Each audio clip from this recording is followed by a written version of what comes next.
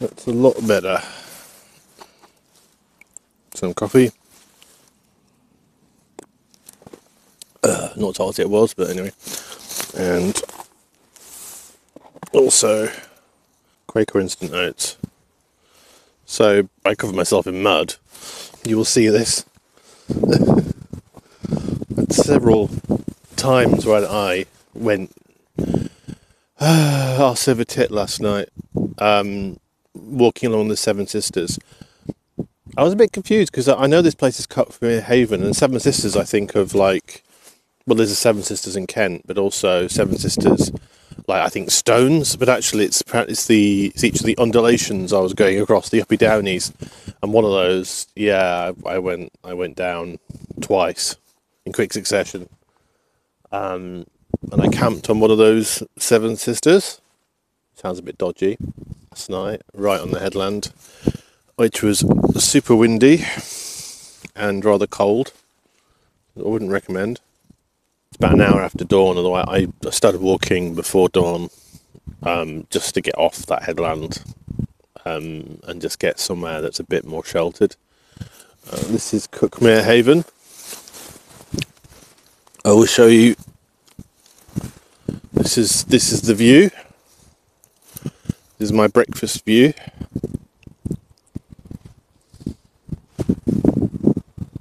The swans. I'm getting a bit worried about this because I've got 360ml of fuel, but because of the windy conditions last night, I burnt through a lot of it.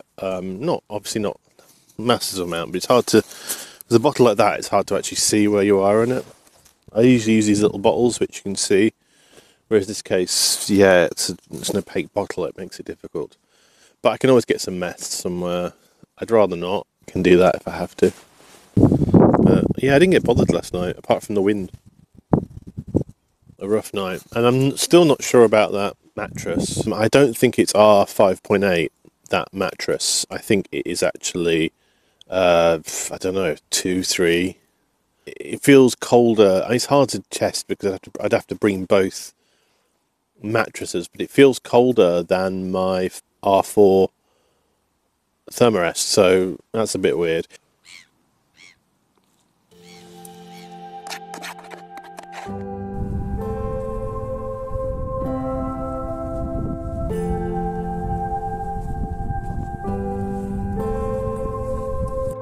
Going over styles with a big package up at the front.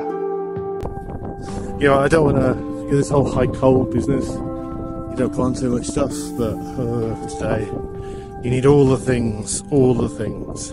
I mentioned earlier how you always find ideal places after you've camped out, and this is no exception. It turns out you've got this wonderful, warm, calm, protected valley of Westdean, and it's got Forestry Commission woods in it.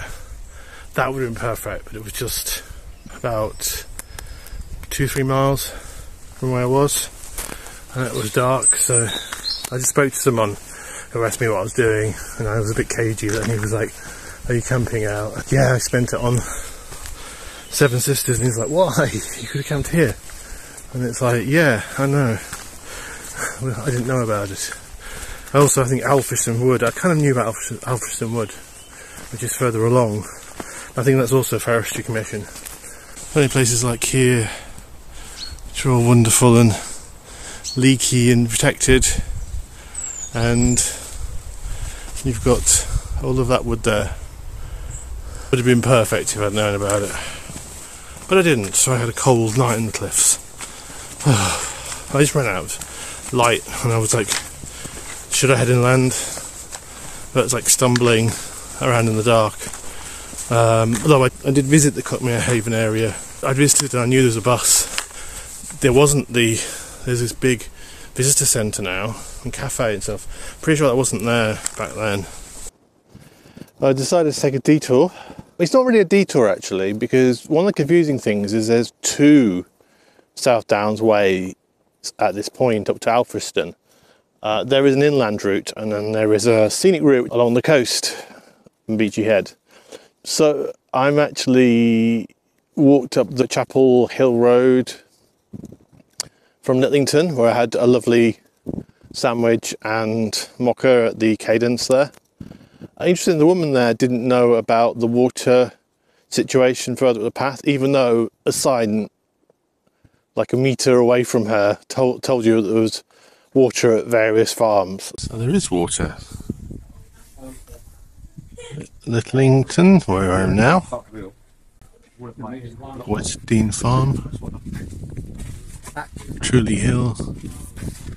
And there's a massive gap to Waltham. We know about that. But there is actually taps between them, which they're not marking, interestingly. At Amberley and Space Runner potholes.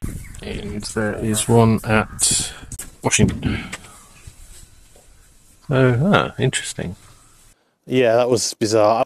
So I'm taking a sort of detour. I would have had to go most of this way anyway along the Cuckmere River to see the Long Man of Wilmington, which the inland South Downs Way goes past there, but the coastal doesn't. So I'm just sort of taking a slight sort of mile or so detour. But yeah, you can see from this amazing scenery. Just saying, it's a grumpy day today. Oh, and yeah, the reason why the road route wasn't so great is that there's tractors and lorries and oil lorries and cars, and it's fairly quiet, but I had to use my poles a few times. I don't mean Polish people.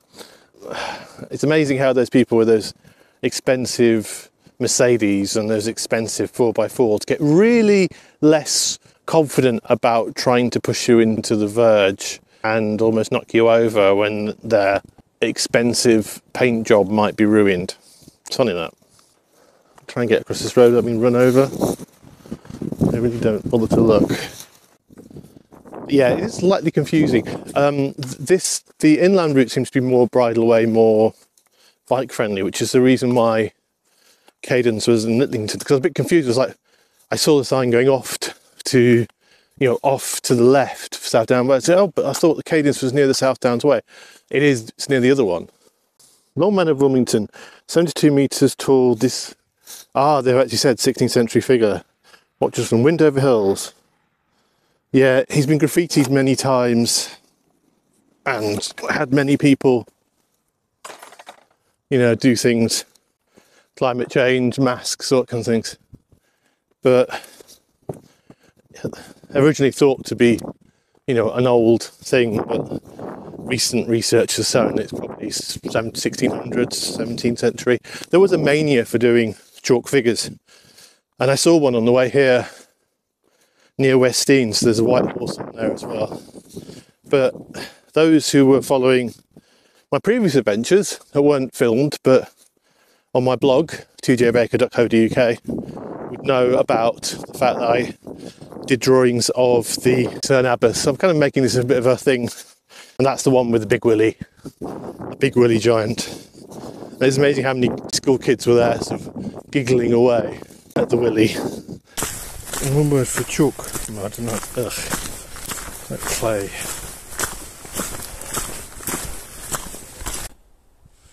Made it. I found out something about mud. Chalk mud is glutinous. It's like a clay. It fills all the cracks in my Sauconys and makes them a bit like ice skates. That was fun.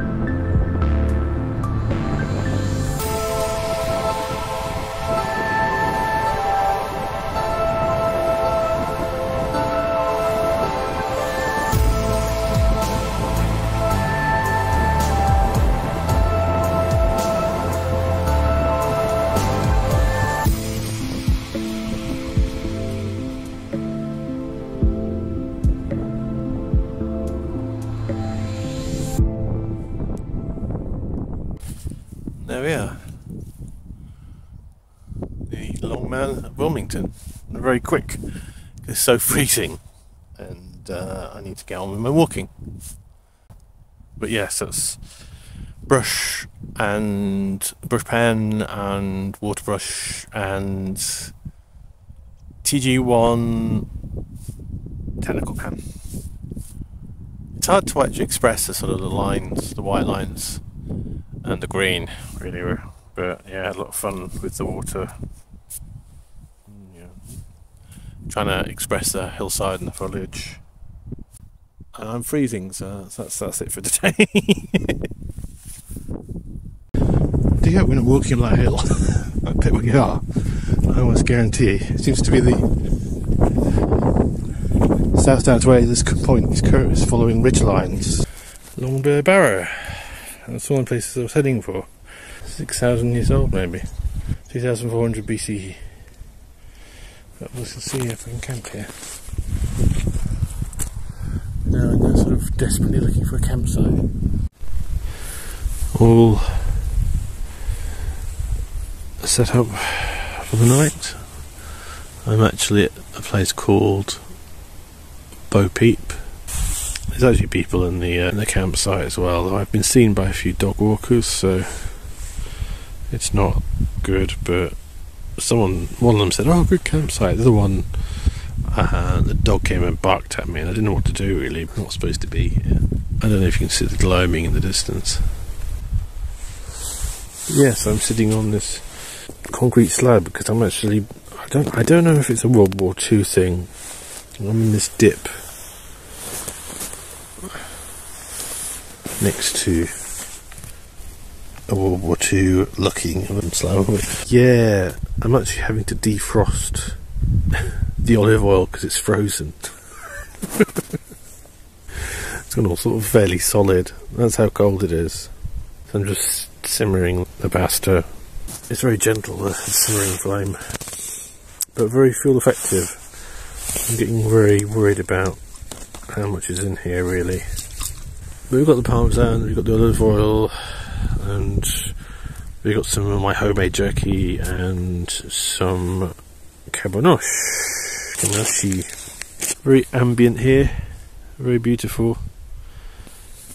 I broke the laws of wild camping because I got seen and I haven't moved because I'm just aching and so tired. I had to just stop and camp wherever. It wasn't an option anymore.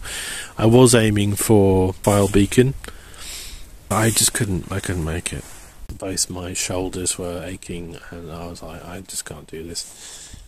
You know, I have to stop now, even if it's right by the path, which I am, but I'm in a sort of tucked away next to this concrete slab, which is providing a lot of cover for the tent, which is brilliant. So we've done that. Not exactly the wood cover I would like, and we'll see how cold I get down there, but how the wind I think is going to help. And yeah, I'm looking forward to this food. Will Tim ever get warm? Will the olive oil ever defrost? Will you click on the screen for the last episode of this trip? Will you like and subscribe? Go on, I know you want to. These questions and more will be answered in the next episode of Hike.